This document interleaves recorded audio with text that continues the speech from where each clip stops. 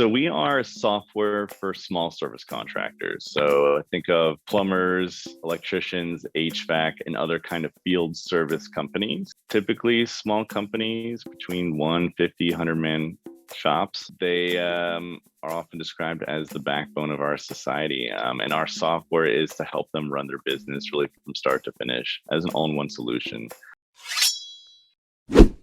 Welcome to Business Ninjas, brought to you by WriteForMe, where you'll hear from business leaders who are out there growing their business and slaying it every day. Learn from the masters. Let's get started.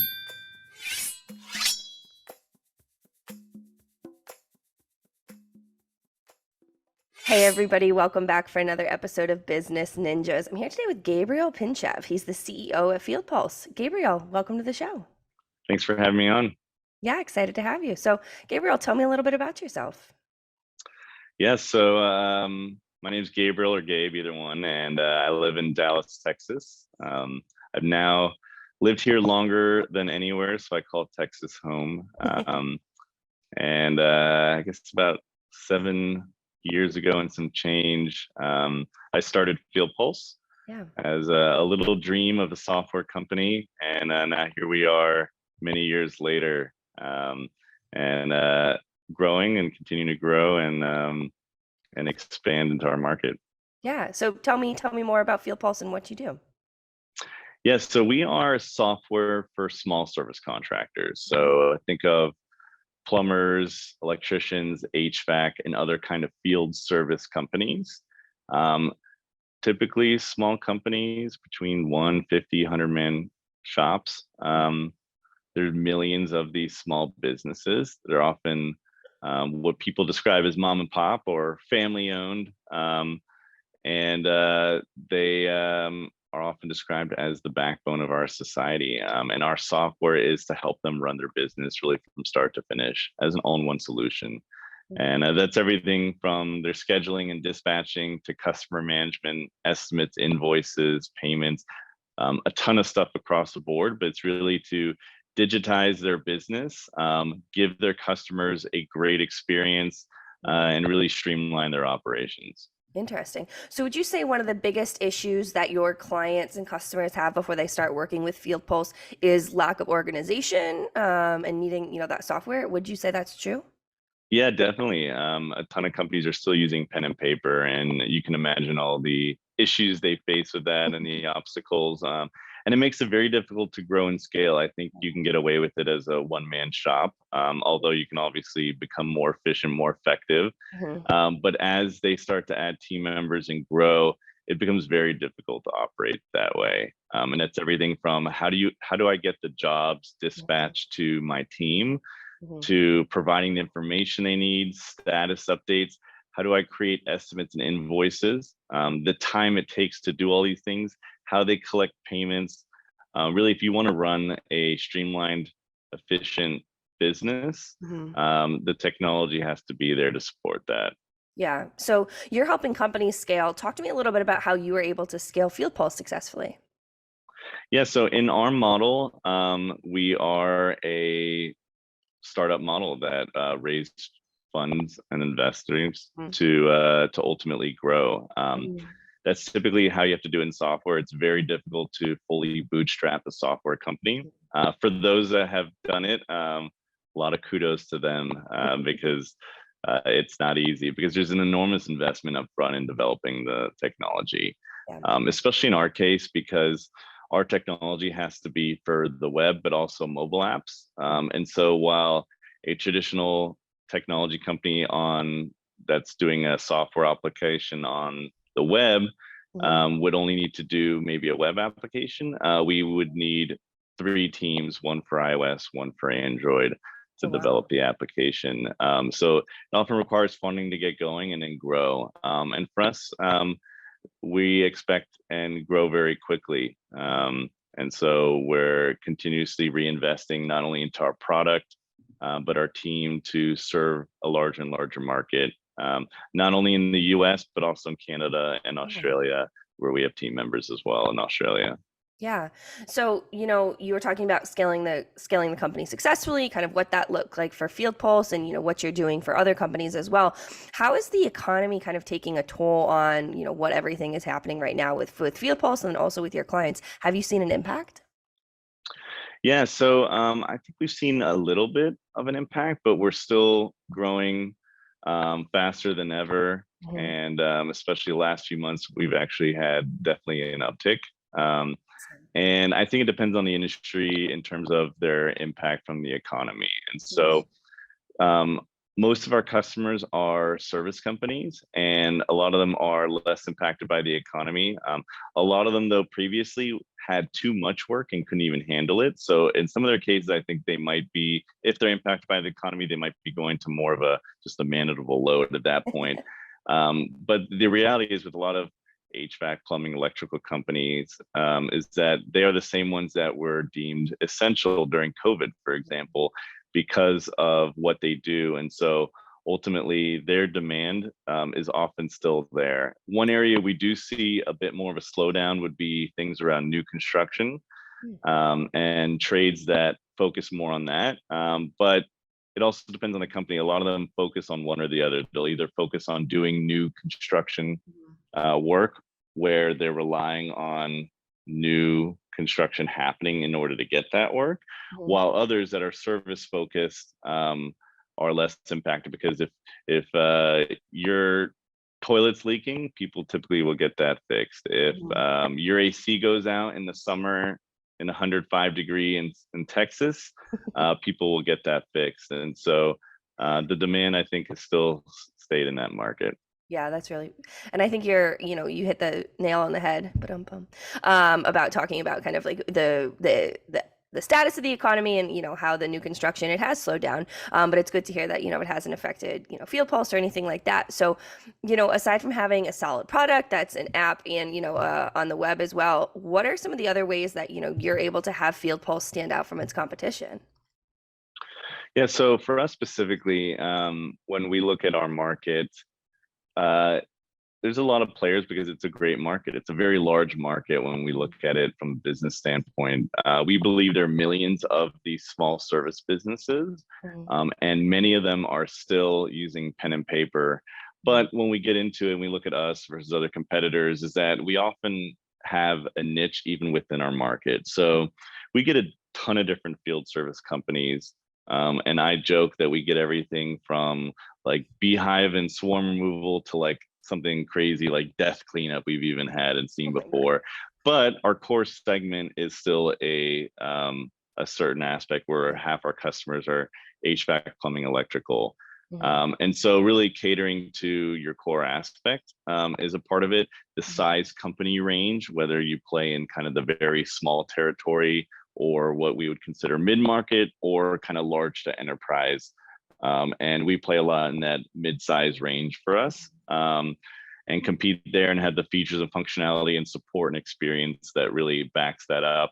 Mhm. And then ultimately, a lot for us comes down to our amazing customer support as a differentiator. Mhm. That's the one thing customers consistently talk about day in and day out with us, and it's all over our reviews, is our amazing customer support. Yeah. And that's something that's baked in and part of our model. And so we're not the cheapest provider out there by any means, but we offer an amazing level of support that people not only want, but they need. Because a Mhm. lot of times they'll go to another provider and they'll end up having a failed implementation or training Mhm. and don't get anywhere. And so for those that really value and need it, we're often the right fit for them, and they're happy to do so. So a lot of it is playing to your market and who you cater towards, other than creating kind of the best software in general. Yeah. And you talked about making sure it's a right fit. Is there a way for people to kind of work with Field Pulse before committing? What does the onboarding look like? Yeah, so typically we start with a demo so that we can really showcase and cater it to their business. Mhm. We have a free trial that gives them 7 days to try it out. We actually used to let them jump into that immediately, but now we try to cater their experience more to them, and so we like to at least talk to them, make sure they fit the bill, and then ideally actually show them a demo before they start their own trial. Because one thing we found that people just jump into trial, they don't know what they're doing. It's not set up or catered to their business. And so they get lost. And so the first start is, okay, tell me about your company. What do you do? How do you operate? What size team do you have? And we take all those factors, we help cater it more, show you how you would use the product for your business. Because the one thing we found is that people do things differently. Not only the different industries, so not only if you're comparing landscaping to like light remodeling to HVAC to plumbing, electrical, but even within the same segment, we could find two HVAC companies that are 5-person shops.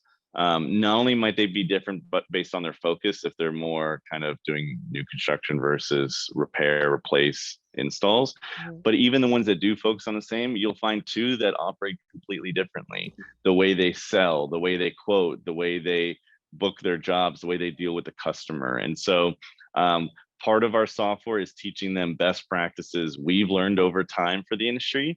But the other reality is we know that people also like to do it their way, so we have to be flexible. But when they jump into a software and they don't know what they're doing in our software and they want to do it a certain way, it can be difficult. So now we really try to get them into a demo, show them how they would implement their process so that they can really see themselves using it before committing. Yeah.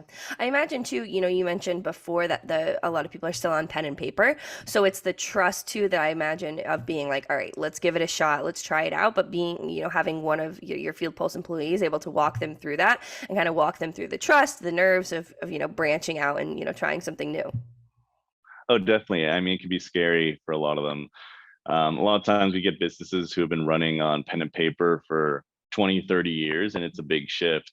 And a lot of times we see that shift is actually coming from maybe the son or daughter who will eventually take over the business. And they're saying, hey, I'm now in an operator role and I'm helping run the business and I want to run it digitally because they grew up on their phones. Yeah. But for a lot of people, it's scary. And so they're making a leap, but we try to make it easier and softer. We say, hey, we're going to start you off with just 3 of the features: just scheduling, just customer management, just estimates and invoices.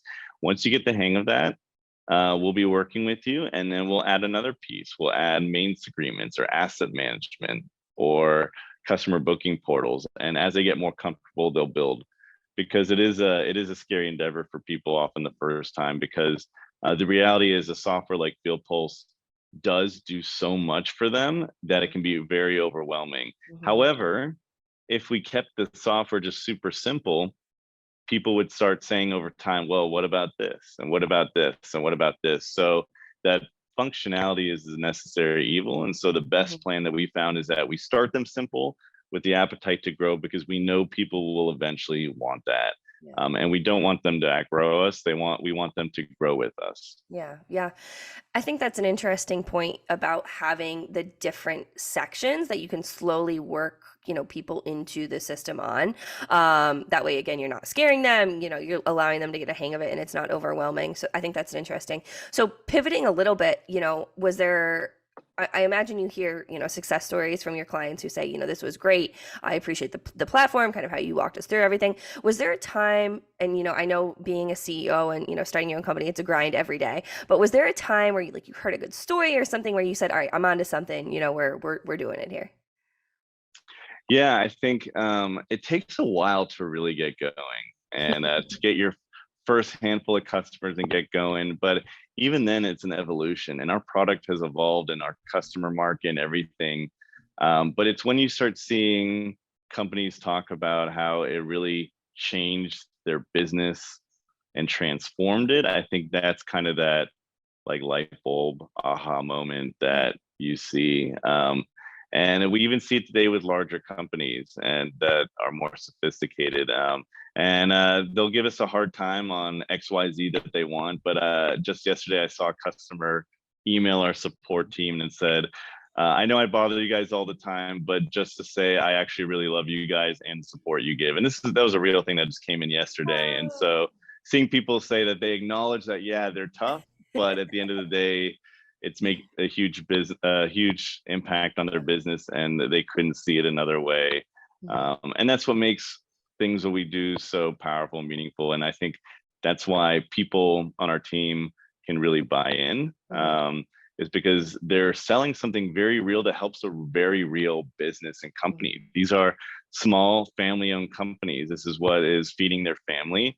And because of that, our customers take it very seriously. This is their income. This is their livelihood. This is everything they've built. And I think that makes a big difference for our team members too. So, and not to knock on necessarily other things, but when you're selling something to like very large companies that impact a small area of it, it's not as life altering for your customer as something like what we do. We're taking a business that might even be just a dream when they're joining as a one-man shop and figuring out a way. We get a lot of new customers, new companies that just formed, and for them it was a dream, and we're helping them get there. And so it's very real, and I think has a huge impact on us that we love seeing, that really helps us continue to push forward. Yeah. What would you say are some of your favorite reasons on why you started working kind of in the software development and, with the industries you did? Was there something that really drew you? Yeah, so I've always loved technology and software. I was doing that previously, IT consulting in the mobility group for like mobile applications and software. My father's always been in software for 40 years, and so it kind of came from there. But what I love about this industry that we serve, the service industry, is that it's kind of been an overlooked area. It's kind of been an area that maybe hasn't had quite the uplifting or fanfare that it deserves. And it's changing. The narrative around it is changing. People are starting to pay attention to these businesses even more now as businesses. And that's what's really exciting for us, because at the end of the day, the trade and that aspect is what's in their blood, right? That's what a lot of them grew up doing, and that's what they're good at. And our focus is really helping them around the business rather than the trade. But we're seeing a shift where people are really seeing that these companies are very legitimate businesses that can really grow, scale, and make a lot of money ultimately, and are not just passion projects for the founder anymore, for the owner. They're actually businesses that have huge impact. And we're starting to see it from the attention that private equity is giving to the market. They're starting to look and say, hey, these companies are very legitimate, and we want to now get into this. And we're seeing it more and more, private equity buying these companies, incubating them, putting them together. I'm not going to say I'm necessarily a huge fan of that, but it's showing that they're getting taken very seriously now, while I don't know if they were seen in the same way even 10, 20 years ago. So that part I'm happy to see, seeing all the consolidation and roll up and kind of movement coming in. I don't know how I feel about that part. Okay, yeah, we can cut it. Kind of getting your hands dirty. Is that what you were trying to say? Well, like just that now it's being kind of hounded over by private equity a bit much, as they see the opportunity and are coming in and rounding them all up. And it can be a great outcome for the families that started these businesses. But there is an element of keeping that family-owned aspect that we really love with our customers, and that makes them different, and makes it a great customer to serve. So some of that is starting to get gobbled up, but it's a good sign for their business prospects. And that's the part that we are really excited about for them. Do you think that one of the biggest misconceptions in the field is that view on being, not more of like a small shop rather than a business? Yeah, I think that is a lot of the mentality shift that we're also trying to help move towards, is that, hey, you grew up in the trade, you know how to do that. You come in, you're starting a business though, and you have to know what that means, right? Maybe you worked for one previously and you made a living from what they pay you, but your business is not just owning a job anymore. You're owning a company. What does that look like? And it's a mentality shift. And I think there can be a point to where you're too aggressive, where you lose the roots of what made you a family business, what made you a great company to work for, and what makes you happy. But then at the same time, we think there's a great balance where you can really grow as a business, make great money doing it, but really still look back and be very proud and happy of the team and family and company that you've built together. Mm-hmm, mm-hmm. Really, really interesting point. So as we start to, wrap up our conversation, Gabe, is there something that, where people can go to learn more information, see the demo? Where would they go to get in contact with FieldPulse? Yeah, if you're interested in learning more, you can simply go to fieldpulse.com. So field and then pulse.com. Feel free to reach out to me on LinkedIn or anything like that too, if they ever want to connect. Sweet. Awesome.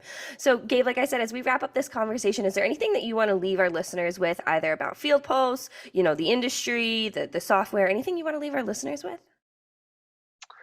No, then it's an exciting time for this industry as I look at it. And I think they're seeing a lot of change. There's a lot of change in regulations and how they operate in the environment and the economy. But it's a very resilient group, and I see a lot of strength coming out of this in the last few years. There's a lot of strength during COVID and even during this time, and I expect it to continue to grow and adapt. Yeah, well, I'm excited to see, FieldPulse continue to grow and adapt as these companies evolve and change too. So, Yeah. Gabe, I think this was a great conversation. I really appreciate you taking the time to be on Business Ninjas today. Awesome. Thanks for having me.